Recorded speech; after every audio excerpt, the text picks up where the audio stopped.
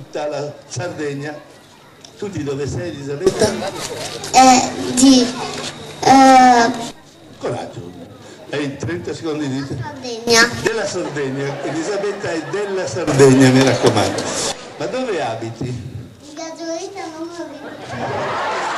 Telefono? 070. Forse dal prefisso riusciamo a risalire alla casa dove abita Elisabetta. Ma in che paese?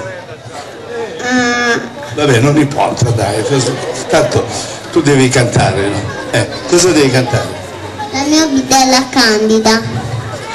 La mia bidella candida. Scusa Elisabetta, aspetta, passa sotto tra questo microfono, la mia bidella candida, così ricorderà a tanti ragazzi qui i bei tempi della scuola, vero? Che vi manca molto, dite la verità, vero che vi manca?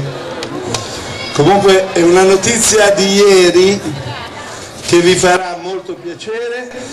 A settembre ricomincia tutto come prima, ritroverete le vostre bidelle candide che adesso Elisabetta ricorderà con la sua canzone. Sei pronta? Vai!